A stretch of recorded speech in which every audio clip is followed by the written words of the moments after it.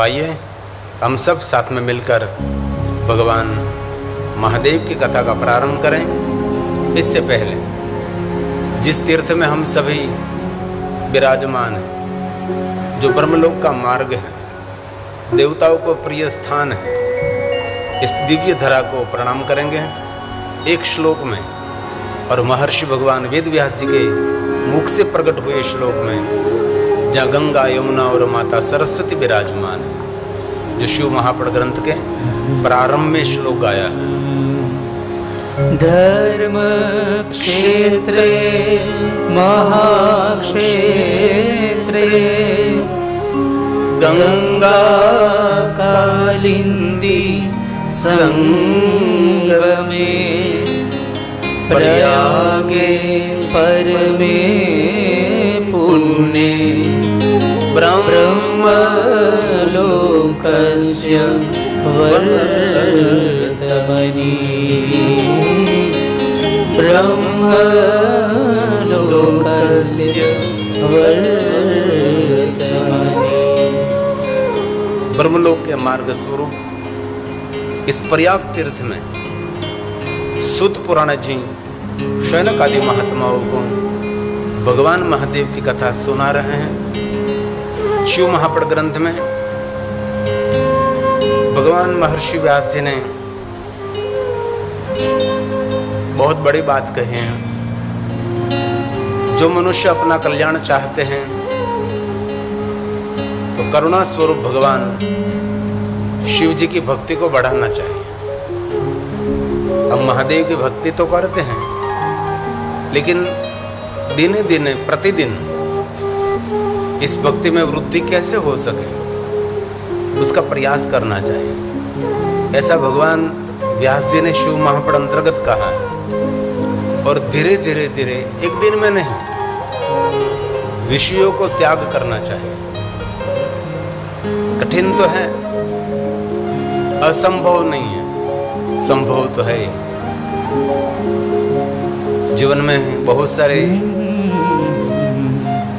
बिच्छू की तरह हमारे विषय हैं, चारों तरफ से डंक लगा रहे हैं। धीरे धीरे धीरे उसको छोड़ना चाहिए। छोड़ने का तरीका आ गया तो जीवन में बहुत कुछ पा सकोगे। ईश्वर की दुनिया तक उड़ान भरनी है तो कुछ छोड़ना तो पड़ेगा ही। कोई पक्षी उड़ान भरता है तो जिन स्थान पर जो पक्षी बैठा है, स्थान को छोड़ना पड़ेगा, तब पक्षी उड़ान भर सकता है। ये पक्षी हम कहे कि मैं स्थान को नहीं छोड़ सकता तो कभी उड़ान नहीं भर सकता। तो हम सभी को भी उड़ान भरना है तो छोड़ना तो पड़ेगा, एक दिन में नहीं, धीरे धीरे। इसलिए भगवान व्यास जी ने शब्द दिए हैं कि धीरे धीरे विषयों को त्याग करें। हम दिन में 4 बार भोजन करते तो 3 बार करें, 3 बार करते तो 2 बार करें, धीरे धीरे 1 बार भोजन करें, अल्पाहार करें।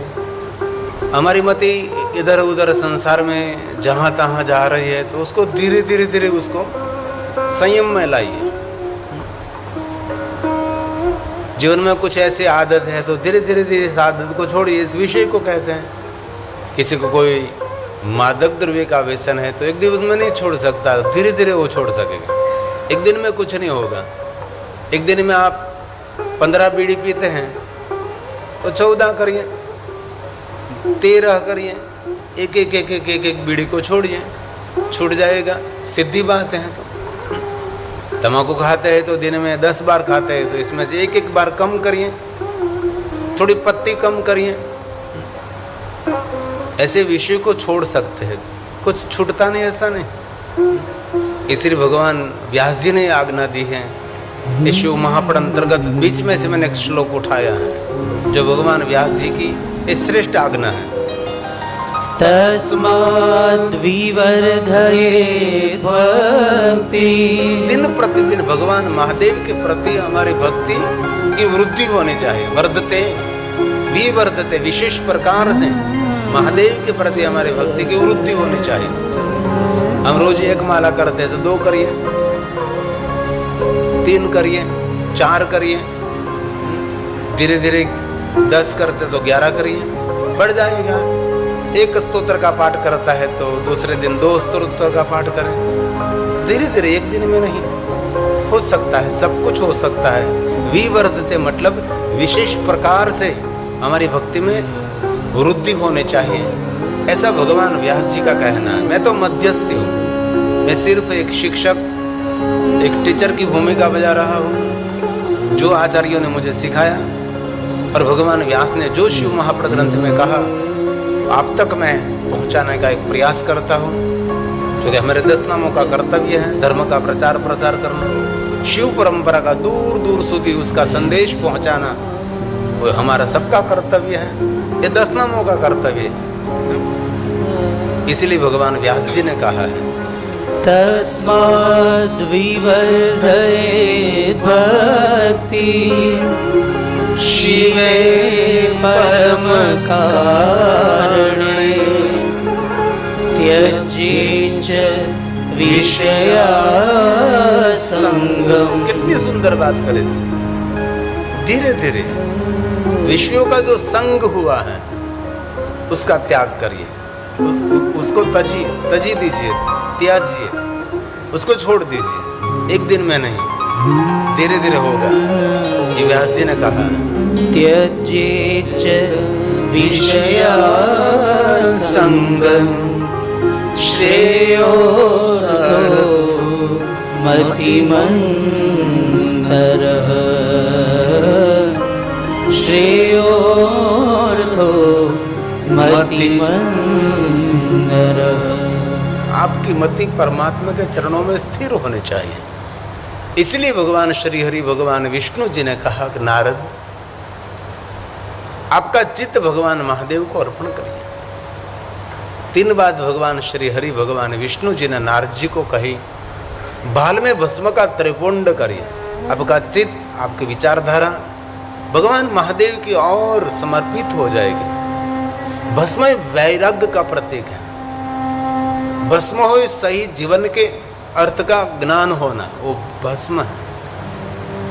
उमा कहो मैं अनुभव अपना, सत हरि भजन जगत सब सपना, ये सार है उनका जो शिव जी ने समझाया।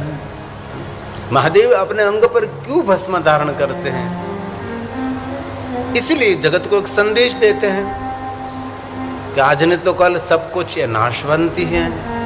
ये रामचरितमानस की चौपाई है।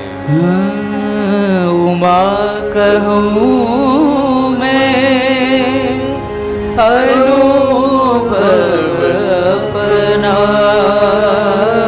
भगवान शिव स्वयं कहते मेरा अनुभव है, दूसरों का अनुभव नहीं है। और जीवन सरिता में सबका अलग अलग अनुभव रहता है,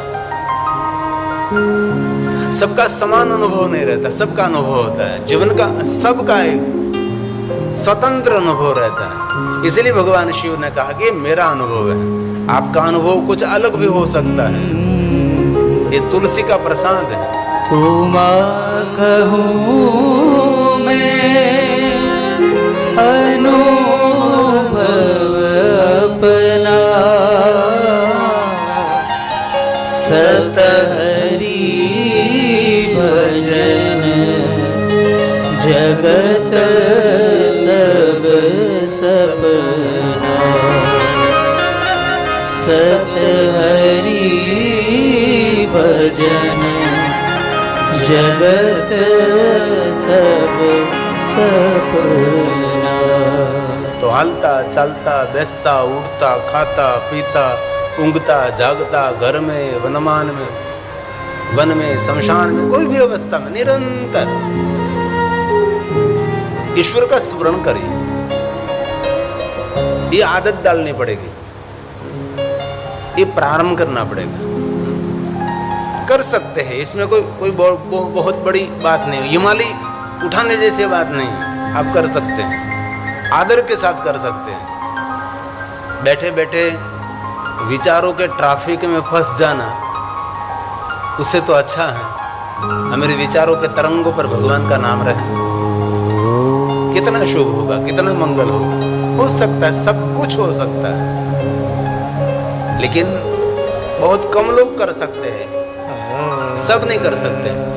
भगवान श्री हरि भगवान विष्णु जी नारद जी को बताते हैं, नारद जपे पंचाक्षरम, अब पंचाक्षर मंत्र का जाप करो, बाल में भस्म का त्रिपुंड करो। और नारद रम रुद्र रोगनाशाय धन्वंतरि है रुद्र, मन और तन को प्रफुल्लित कर रखने के लिए श्रेष्ठ औषधि जो भगवान शिव ने दी है, नारद रुद्राक्ष को धारण करें। कितनी सुंदर बात, नारद रुद्राक्ष पहने। और बहुत रुद्राक्ष के बारे में समाज के अंदर गलत प्रचार हुआ है, इतना ही लोग मानते शिव भक्त ही रुद्राक्ष पहनने, नहीं ऐसा नहीं है। हर व्यक्ति के लिए रुद्राक्ष कल्याणकारी है। शिव महापड़ ग्रंथ में बहुत सारी कथाएं हैं, कोई भी पहन सकता है, अरे पशु भी पहन सकता है, पक्षी भी पहन सकते हैं। एक नृत्यांगना की कथा है शिव महापड़ ग्रंथ में, वो स्वयं तो रुद्राक्ष पहनती थी, उसके साथ एक बंदर रहता था, उसको भी रुद्राक्ष पहनाती थी, उसके साथ एक मुर्गा रहता था कुकड़ो, उसको भी वो रुद्राक्ष पहनाती थी। और तीनों सदेह देह के साथ भगवान शिव के साथ कैलाश गए, ऐसी कथा शिव महापड़ ग्रंथ में। और इतनी संकुचितता समाज के अंदर फैली हुई है कि सिर्फ शिव भक्त ही रुद्राक्ष पहने, ऐसा नहीं होता। कोई भी मनुष्य कोई भी अवस्था में आस्था के साथ रुद्राक्ष पहन सकता है। जो भगवान महादेव को मानने वाला हो, शैव परंपरा में हो, शक्ति परंपरा हो, वह वैष्णव परंपरा में हो, तीनों के लिए रुद्राक्ष है। विष्णु भगवान का भक्त भी रुद्राक्ष पहन सकता है, इसमें क्या बड़ी बात है। माता भवानी जगदम्बा शक्ति उपासक है, वो भी रुद्राक्ष पहन सकता है। तीनों के लिए रुद्राक्ष कल्याणकारी है।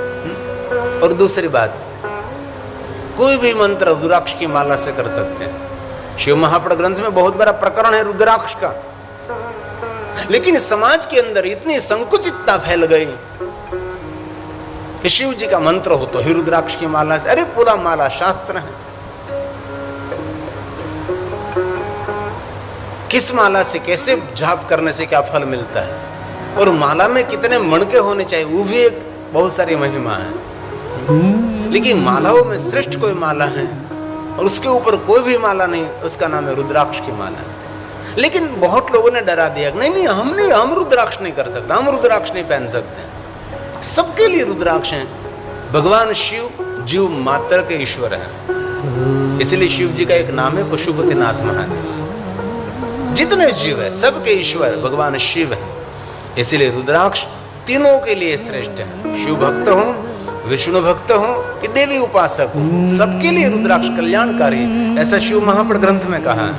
रुद्राक्षं बिभ्रूया नित्यं शिवः शक्तोऽथ वैष्णवः। तीनों के लिए शिव भक्त, शक्ति उपासक और वैष्णव उपासक। ये शिव महापड़ ग्रंथ में से कहीं मैं श्लोक निकाल लेता हूँ, सभी श्लोक बोलकर तो बहुत समय निकल जाए। कोई कोई पूरक श्लोक है जो समाज में संकुचितता फैली है, उनको दूर करने के लिए आधार के साथ सर्व सिद्धांत निष्पन्नम, आधार और सिद्धांत के साथ किसी के कान में बात पहुंचे। एक समय तो ऐसा था, बहुत सारे विचारधारा थी जिनके गले में रुद्राक्ष हो उसको उसके मंदिर में हम प्रवेश नहीं देते थे, जिनके भाल में भस्म का त्रिपुंड है उनको उसके मंदिर में प्रवेश नहीं दिया जाता था, ऐसा समय था। अभी भी बहुत लोग ऐसे हैं, शिव जी का नाम लेते तो नहीं थे, शिव जी का नाम सुनते भी नहीं थे। ऐसे बहुत सारे गांवों में मैंने 30 साल पहले कथा की है। जिस गांव में मैं शिव कथा करने के लिए जाता था, इस गांव में कोई चौकस विचारधारा के लोग गांव छोड़कर भाग जाते थे, हम नहीं सुन सकते, हमारी भक्ति पतिव्रता भक्ति है। लेकिन पतिव्रता भक्ति किसको कहते हैं? पूरे घर का सम्मान करें, एक पति का सेवन करें, उसको पतिव्रता नारी कहते हैं। तो सभी देवी देवताओं का आदर करें, मान करें, सम्मान करें, एक इष्ट का सुंदर आचरण, उसके चरण की सेवा करें, उसको पतिव्रता भक्ति कही।